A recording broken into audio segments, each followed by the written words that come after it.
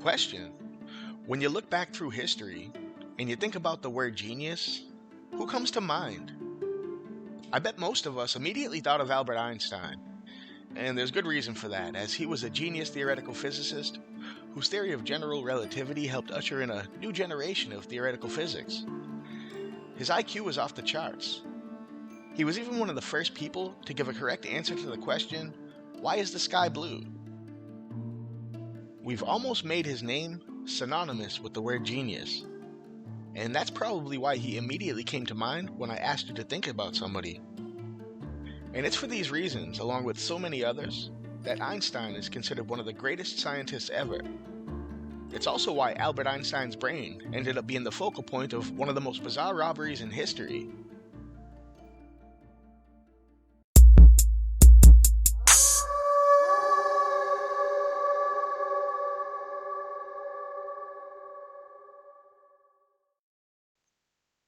What's up, everybody? Welcome back to my channel. You got your boy Smash here. This is my 7th video in a series entitled History's Strangest Events, where we're going to look at some of the weirdest, strangest, and most bizarre moments in human history. From mass hysteria to cataclysmic natural phenomena, we want to take you on a trip through some of our forgotten past.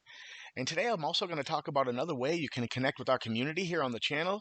So if you like what you see, don't forget to follow and smash that like button, and of course hit the little bell icon so you'll be ready to go when my next video drops.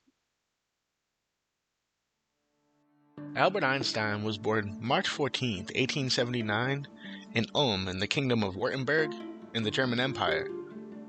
Though as a child, Einstein struggled learning how to speak, he was already exhibiting signs of genius we would see in the years to come.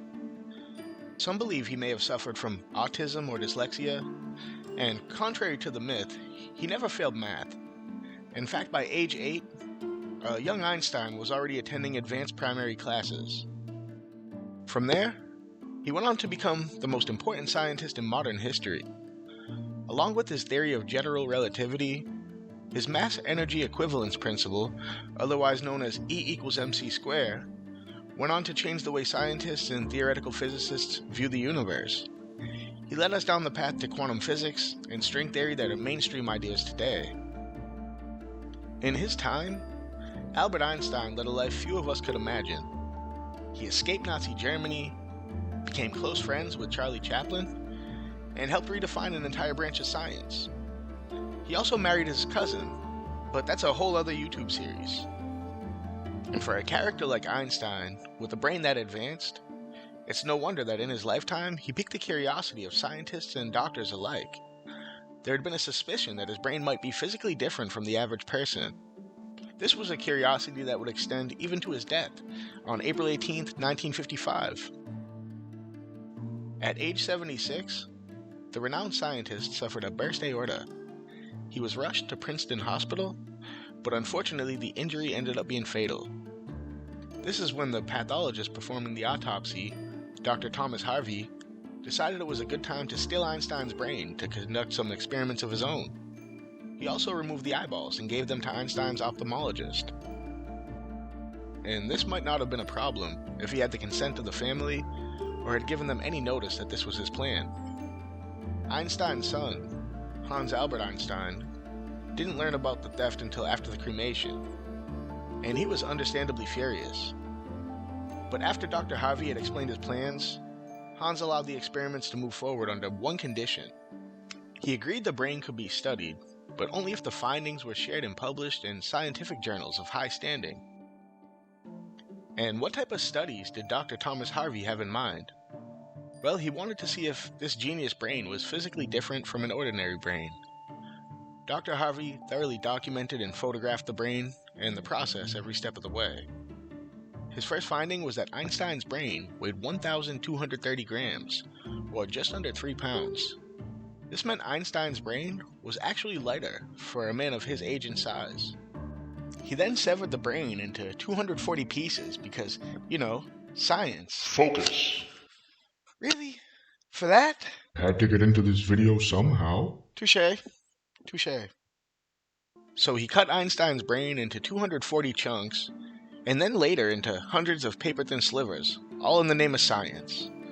He photographed every sequence and even commissioned a painting. he gave chunks of the brain to different researchers to study on their own. According to author Carolyn Abraham, Dr. Harvey even gave a piece of Einstein's brain to the US military. In her book, Possessing Genius, The Bizarre Oddity of Einstein's Brain, she states, "They felt that having it would put them on par with the Russians, who were collecting their own brains at the time. People were collecting brains. It was a thing. So collecting brains was a thing. They wanted to see what makes a genius different from a normal person. And speaking of geniuses, I bet Einstein would have been great at trivia. Too bad he isn't here to join us on Twitch for our Jackbox game nights. But the good news is that you are. And maybe trivia is not your thing. Well, that's why Jackbox is perfect, because it has a little bit of everything. There's trivia, drawing games, word games, roleplay. There's even battle rap and robots. It's always a fun time with awesome people, so head on over to Twitch and follow @SmashAdams28 and help me build my community. Whether you want to use your brain or not, you can play along. It's free to join, and it's free to play. The only thing we can't do is study a piece of Einstein's brain. But what would we have found if we could? Well, that depends on who you ask. The studies conducted allege that there were slight differences in Einstein's brain. According to the first study published in the scientific journal Experimental Neurology in 1985, they claimed Einstein's brain had above average amounts of glial cells, which kept the neurons in the brain oxygenated and therefore engaged. Another study conducted by the University of Alabama at Birmingham in 1996 asserted that these neurons were also more tightly packed than usual, and thus possibly allowed for faster processing of information. Dr. Harvey also concluded from examining the brain that Einstein's inferior parietal lobe was wider than most people, meaning he was able to be a more visual thinker. And a study in 2012 allegedly confirmed that Einstein's brain featured an extra ridge in its midfrontal lobe, an area associated with plan making and memory. And while this would all make sense, there are several psychologists and neurologists who have criticized the studies, the methodologies, and the findings. Pace University psychologist Dr. Terence Hines used the term neuromythology when referring to the findings from studies on Einstein's brain. And as for Dr. Thomas Harvey, he never really recovered from being known as the man who stole Einstein's brain.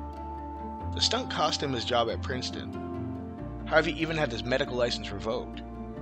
His wife eventually left him, and he moved to where else but Wichita, Kansas, where he kept the remainder of Einstein's brain in a cider box below a beer cooler, before eventually donating it to the National Museum of Health and Medicine and the Philadelphia's Motor Museum. So he pretty much ruined his life because of his obsession with Einstein's brain, but in the end had no real conclusive results to show for it. But at least it gave us another insane moment in history to talk about. And I want to know what you think is the craziest part of this whole story. Jump into the comments and let me know what you think about the theft of Albert Einstein's brain.